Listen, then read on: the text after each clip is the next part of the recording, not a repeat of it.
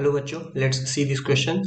The question says, consider a continuous function such that each image has at most 3 pre-image and at least one image has exactly 3 pre-images.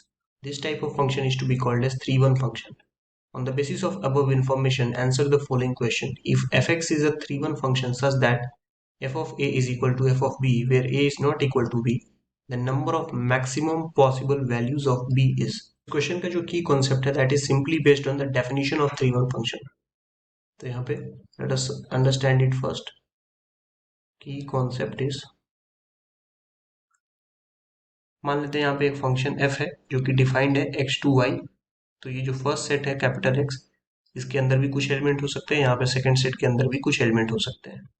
ये मान लेते हैं x1 x2 और x3 elements हैं. Similarly यहाँ पे y1 y2 और y3 elements हो सकते हैं. तो यहाँ पे प्री इमेज और इमेज इन टर्म्स का मतलब समझ लेते हैं, तभी ये 3-1 फंक्शन को अच्छे से अंडरस्टैंड कर पाएंगे. तो ये पहला जो एलिमेंट है y1, मान लेते हैं कि ये x1 पे भी y1 वैल्यू मिल रहा है, x2 पे भी y1 वैल्यू मिल रहा है और x3 पे भी हमें फंक्शन y1 वैल्यू दे रहा है. तो हम ये बोलते हैं कि y1 इज इमेज ऑफ किसी का भी नाम ले सकते हैं, x1 x2 x3, तीनों का ही इमेज है. वहीं पे इसी का एक दूसरा तरीका होता है बोलने का. हम ये बोल सकते हैं कि ये जो x1 x2 x3 है, these are nothing but pre images of y1. Pre images of y1. तो ये कॉन्सेप्ट है. तो यहाँ पे 3-1 फंक्शन किसको बोलेंगे? बोल रहा है कि एटमोस्ट 3 प्री इमेज हो सकते हैं, यानी y1 को अगर मैं x4 लेकर के एक और कनेक्ट कर दूं तो वो 3-1 फंक्शन नहीं हो पाएगा, क्योंकि मैक्स टू मैक्स एटमोस्ट हम 3 प्री इमेजेस तक जा सकते हैं. और साथ में ये भी बोला गया है कि एटलीस्ट वन इमेज, कम से कम सेकेंड सेट में y1 y2 y3 जितने भी एलिमेंट्स हैं उनमें से किसी एक के पास तो एग्जैक्टली 3 प्री इमेजेस होने चाहिए, जैसा कि y1 के पास है. राइट, कम से कम एक के पास ऐसा होना चाहिए. और भी y2 y3 में से और भी अगर एलिमेंट्स हैं जिनके पास 3 है तो भी कोई प्रॉब्लम नहीं है, बट कम से कम एक इमेज के पास तो 3 होना ही चाहिए. अगर किसी के पास 3 नहीं है फिर वो 3-1 फंक्शन नहीं हो पाएगा.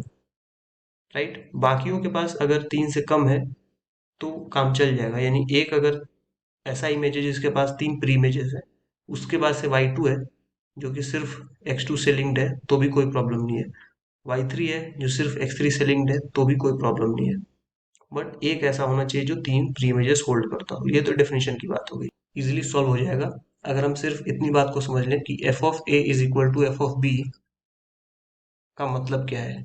मतलब यहाँ पे सिर्फ इतना सा है कि यहाँ पे ए और बी ये फर्स्ट सेट के अंदर लाई करते हैं. ये जो ऊपर मैंने रिप्रेजेंटेशन बनाया है उसमें फर्स्ट सेट के अंदर लाई करते हैं, और यहाँ पे एक दूसरा सेट भी होगा जहाँ पे हमें फंक्शन की वैल्यूज मिल रही होंगी.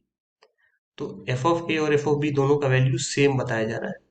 यानी ए पे जो वैल्यू मिल रहा है, मान लेते हैं कोई वैल्यू सी है, तो बी पे भी वही वैल्यू मिल रहा है.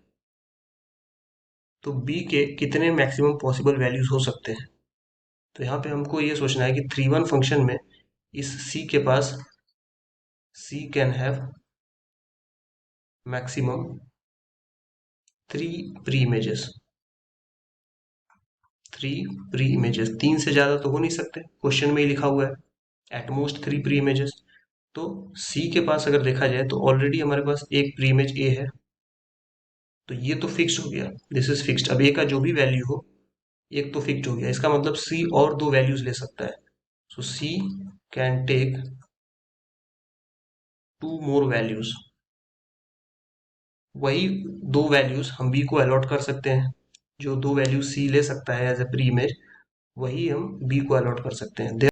So C can take 2 more values as pre image, और यही हमारा आंसर हो जाएगा, विच इज 2. क्योंकि ये तो हमारा फिक्स हो गया एक, इसको तो हम चेंज नहीं कर सकते. तो बाकी के दो जो 3-1 फंक्शन बनाने के लिए चाहिए वही हम B को अलॉट कर सकते हैं value. So right answer will be option number B. I hope you understood this well. Thank you and best of luck.